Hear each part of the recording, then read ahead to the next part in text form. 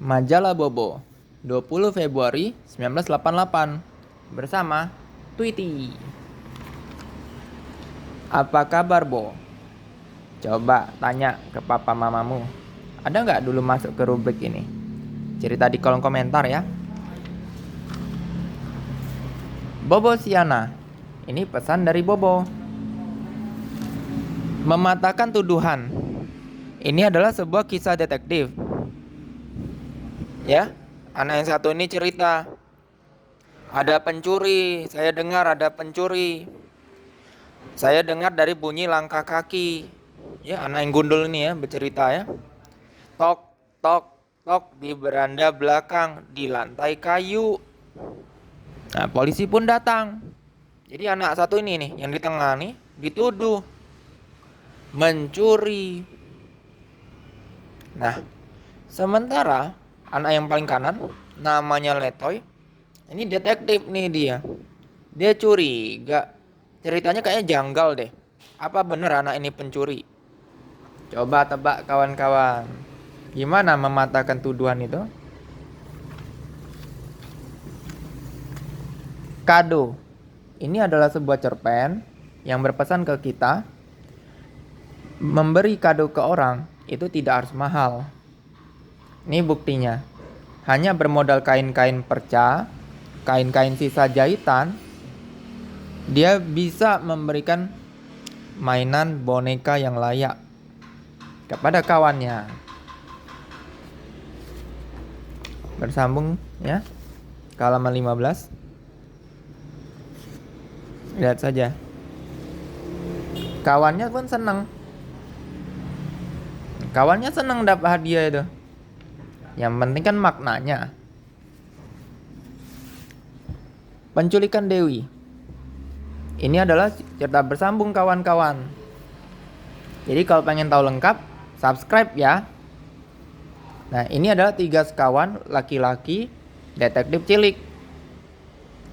Kecewa. Ini bagian ketiga. Mereka mau datang nih untuk hari ulang tahunnya Dewi. Mereka kecewa, kok ulang tahunnya dibatalkan? Ini orang tua Dewi tahu mereka adalah detektif cilik. Nah, menceritakan segalanya pada mereka. Salah satu dari mereka berpikiran, kurasa penculiknya ada di sekitar sini. Paling tidak salah seorang anak buahnya. Belum tentu, kata yang satunya lagi. Aku yakin, penculik itu kan ingin tahu siapa-siapa saja yang masuk ke rumah Dewi. Kalau sampai ada polisi yang datang, kan bahaya. Bersambung. Payung ajaib. Ini sebuah dongeng tentang tukang sihir kehilangan payungnya. Payungnya itu ajaib. Kalau berhitung sampai 7, terbawalah ke puncak gereja. Pesan moral dari cerita ini adalah, kalau kamu ketemu payung, jangan sembarangan dipakai ya. Siapa tahu itu payungnya penyihir. Hehe. Yang patut diketahui. Ini adalah pengetahuan-pengetahuan umum yang dibagikan oleh Bobo. Lihat nih, tompelnya sama anjingnya mirip. Boli. Boli adalah seekor anjing. Ya. Dia sendiri tidak tahu tampangnya gimana. Namanya juga anjing, ya. Majikannya, si tuan kecilnya nih, nakal. Nih lihat, suka berantakin barang. Dia kurang suka bermain dengan majikannya ini. Tapi untungnya akhirnya majikannya ini bertobat. Jadi rajin. Tuh, rajin nyapu. Makanya rajin bantu orang tua ya. Uji imajinasi.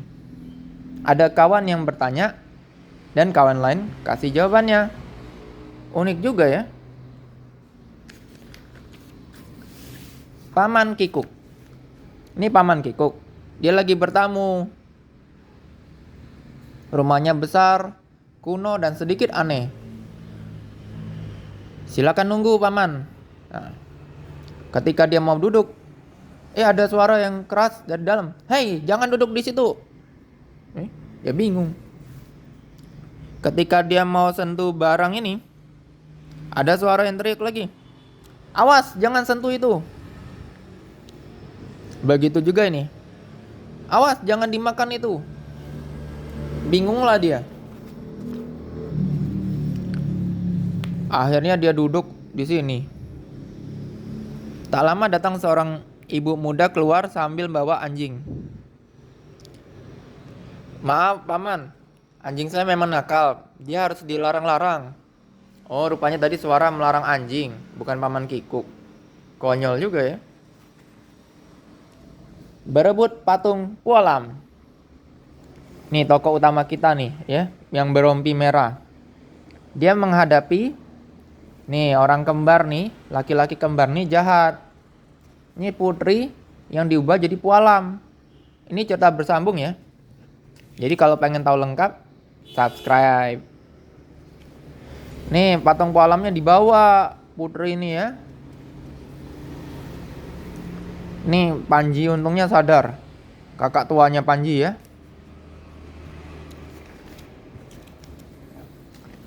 Mereka lupa dengan Panji. Panji berhasil kabur dari situ.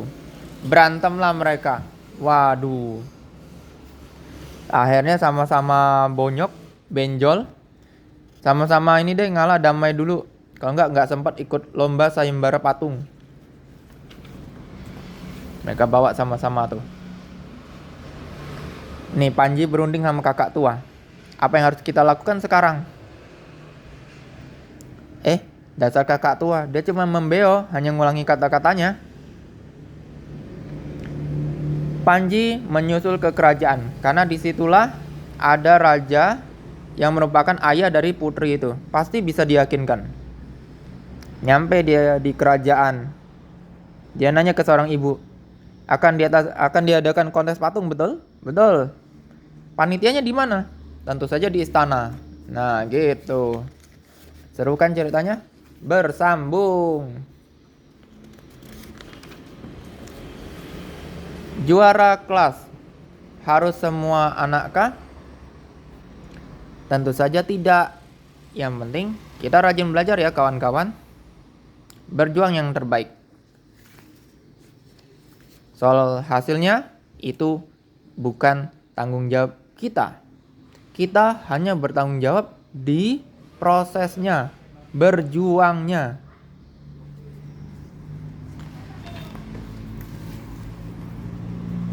Sekeping kaca.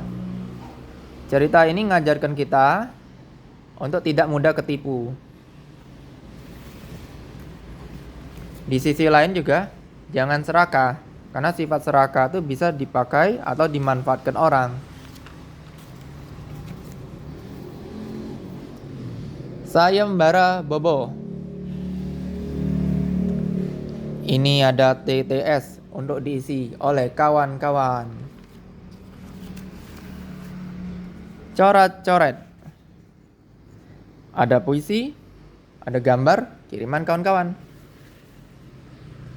Bona, gajah kecil berbelalai panjang. Nih, I see the pussycat. Nah, nih rongrong namanya ya. Kawan Bona, kucing. Anak ini kabur ketika mau mandi. Ya, ditangkap oleh Bona. Dikasih pancuran. Untuk latihan di rumah, ada kelas 3, 4, dan seterusnya. Supaya di rumah juga latihan. Hehe. Kisah pembuat sepatu. Ini kisah pembuat sepatu, baik hati. Albert namanya. Musim dingin, salju tebal. Ibu dengan kedua anaknya kedinginan nih, jalan tanpa sepatu. Albert memberikannya gratis. Baik ya. Kebaikan Albert tersebar di mana-mana. Albert terus bagikan sepatu ke orang miskin. Tapi bahan pembuatnya jadi habis. Hewan-hewan turut bersedih. Nah, Ratu Peri membantunya. Ciptakan nih. Bikin sepatu yang banyak untuk Albert. Waduh, hebat ya. Sampai akhirnya raja pun terkagum dengan sepatu-sepatu itu. Perintah atasan. Ini seorang prajurit yang setia sama permintaan ibunya. Jangan minum alkohol. Karena alkohol lah penyebab ayahnya wafat. Dan ini senyum, humor ya. Arena kecil dan tak disangka. Kumpulan cerita dari kawan-kawan.